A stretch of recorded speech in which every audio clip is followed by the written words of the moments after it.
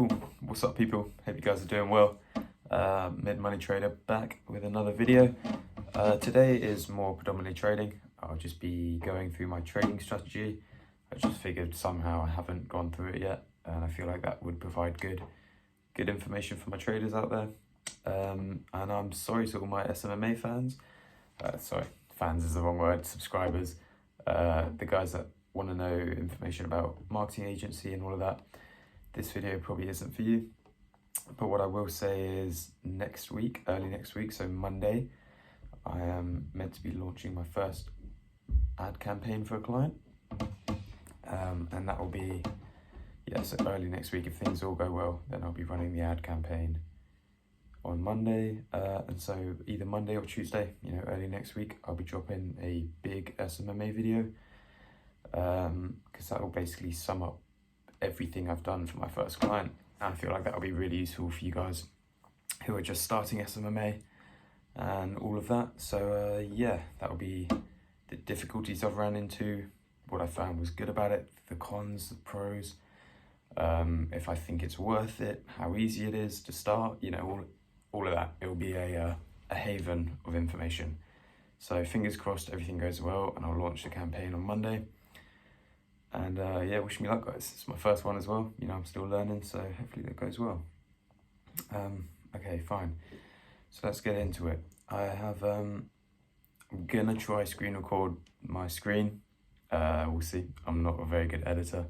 I don't know what the fuck I'm doing when it comes to editing. So I might just say it to you guys and then just slap on a video of my screen at the end of the video. With no sound, you guys can just watch what I'm saying.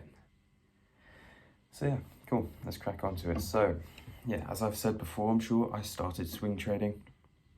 Yes, in the swing versus scalp trading video. So I started swing trading, which is, we're talking on the hourly time frame, all the way up to the daily, and I never really messed with the weekly time frame, to be honest. I think that's way too long. That's when you're just holding positions for months, even years, so I can't do that. So currently I'd say three weeks ago, maybe coming up on a month ago, I switched to scalp trading, which I've been having good fun with it. I think I prefer scalp trading. It's not for everyone, I will admit that. It isn't, but it's better for people with, maybe more impatient, it kind of counteracts the main thing about trading, which is patience. You need to have patience. But with a scalp trade, I can be in and out of a trade, best case scenario, a couple minutes. Usually 20 minutes, half an hour, You're holding them 5 minute trades, as long as you timed it right. If you haven't timed it right, then you might be going into a consolidation, and then you're going to be holding it for a long time. So my current strategy, I wake up early to hit the London session, which pretty much starts at 7 a.m. So I wake up early to trade the London session, but then again, if you watch my morning routine video, I don't trade at 7. I go running, read, meditate, shower, all of that. And so I'm usually on the charts at like 9 o'clock, which is when a lot of the market wakes up, to be honest. Between 7 till 12, there's still a lot of volume in the London session. And then obviously from 12 onwards, you have the New York volume, which is a lot as well. So I do that. So cool. Sorry to cut off there. I was lost my train of thought. So yeah, London session, New York session. So when I wake up, I will mark the swing high and the swing low of the Asian session, the blue zone. And because pretty much during the red zone, price will move towards one of them. It will look to sweep the liquidity of either the high or the low. So often it's not, I don't have a strict trading plan. I sort of trade on human decision, which I'm just testing. I've been doing this on a demo. It's not ideal. I'd rather have a strict plan I just follow. But I don't mind the human element of it. It keeps my mind busy. So if I can see prices heading towards either the high or the low, I'll work out, okay, going off the fact that it's going to hit one of them, which one's more likely?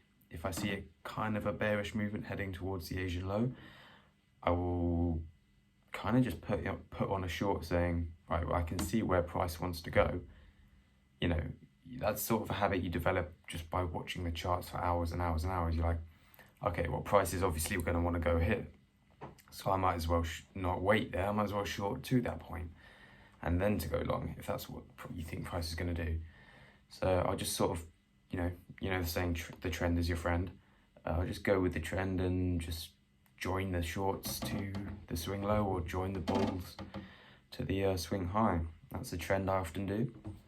There's also, I believe, an ICT concept where after it sweeps the Asian high or the Asian low, I don't know if they call it PO3 or, I'm not an ICT trader, but I'm familiar with some of the stuff. It will sweep the Asian low, then you'll see a change of character, and then there's usually a fair value gap from the start of the change character, the extremity, as they call it. So I'll wait for price to pull back to that fair value gap, and then boom, wait for the move. Or the other way around, it will sweep Asian high, then we see a change of character, fair value gap from the start of the move, pull back, and boom. That is not an often trade I take. Maybe I don't have the eyes for it yet, but it's also a good one. And so this is an interesting one I wanted to talk to you guys about. Obviously, I'm informing you guys. I'm not an expert, but if there are any informed traders out there, please help me out with this one. So this week was commencing the 12th, and it's a big news week. So what did we have? We had a bunch of Bank of England speeches. That was Monday. US budget balance on Monday. Tuesday was the claimant count and the weekly earnings and the big US CPI at 1:30. Wednesday was UK CPI, 7 o'clock. Today's Thursday. We've had, the trade balance and GDP for the UK. And I'm waiting on the jobless claims and retail sales at 1:30, which is in about 45 minutes. It'll be good fun. So this week it's been pretty weak data for the UK and pretty strong for the US. The US's inflation was strong and the UK's inflation was weak, as well as the GDP was weak for the last quarter of the year, which pretty much confirms that the US isn't going to cut their interest rates in March. That's just no way. But it also confirms that us as the UK, we have a pretty rough economy right now, and we're going to need to cut rates before the US. But anyway, that's a bit fundamental stuff. So every time there's a news event, say yesterday there was the UK CPI at 7 in the morning. So I woke up at 6:45. Yeah, it was pretty fucking rough doing that, but it's got to be done. It's good fun. And when there's a big news event, my traders out there, you guys know, you just get printed this.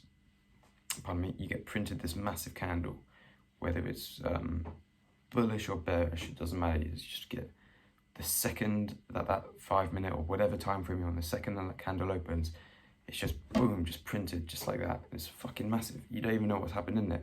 You can't see the inter-trading in it. It's just boom, just prints one big thing. So I mean, you'll see it on some of the videos, hopefully. But yeah, so I will, with that knowledge, that is either going to be bearish or bullish, because this news fully changes the market, either in a bullish or bearish way. Like 2 minutes before this news comes out, I'll have a limit order for a buy and a limit order for a sell, just above and below where price is currently trading. So that when at 1:30, when that news comes out, it's either gonna wick up, trigger me into my long, take profit immediately, or wick down, trigger me into the short, take profit immediately, because it's such a big candle, it's gonna hit my take profit and stuff. Potentially if there's liquidity grabs, it might even go up and then down.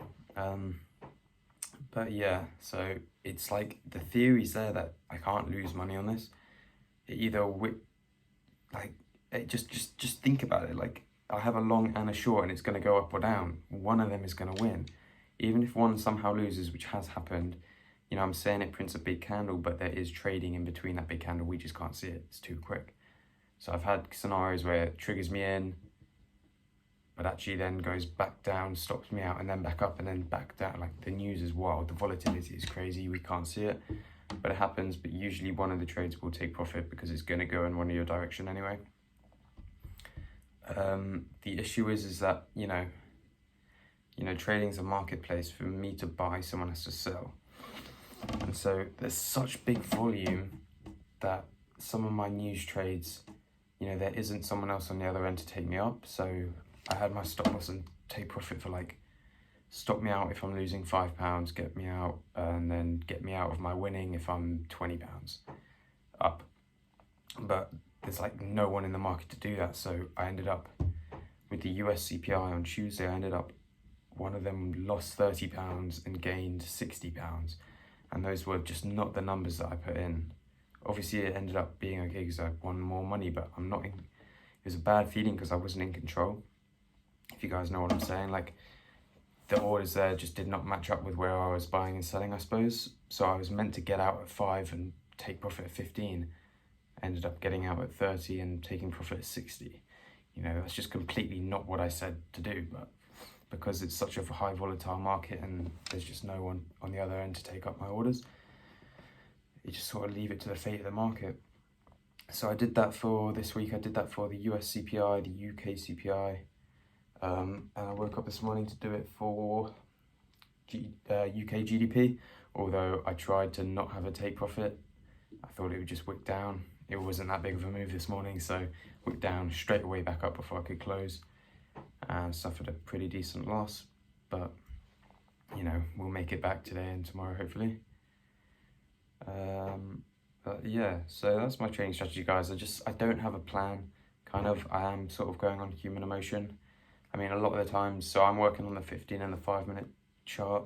You know, I'll look for horizontal trends. I don't like diagonal trends. I don't like trend lines and things.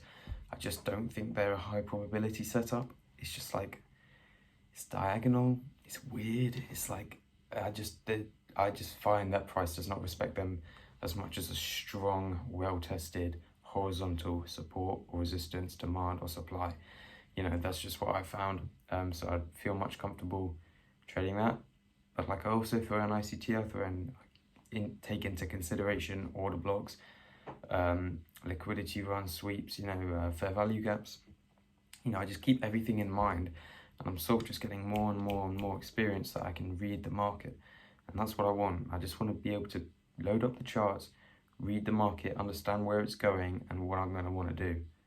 You know, I don't want to have a set pattern, like, if this happens, I do this, if this happens, I do that. You know, I don't want that. I just want to read the market, you know, and think, oh, okay, I can see the overall trend. I know where this is going. Then I might see a head and shoulders and like, okay, I'm in. You know, I just want to see stuff and then make my own sort of decision about what I want to do, which is a bit more risky because, you know, us humans are pretty dumb when it comes to this stuff, but, you know, it is what it is. So yeah, cool. Hopefully I can add some clips onto this. If not, unlucky. I get to know what I'm talking about, you guys don't. So yeah, I'll see. Hopefully this will go up today with some clips. I can get it done before work. So yeah, that is my trading strategy. That is bound to change, I reckon. And if it does, I'll make another video. But then again, hopping between strategies is a massive killer of traders, and it's a really bad thing to do. So don't switch your strategy, guys. Choose one, stick to it, and become profitable. That's the goal. Perfect. Well, I hope you guys have a good day. I'll catch you later.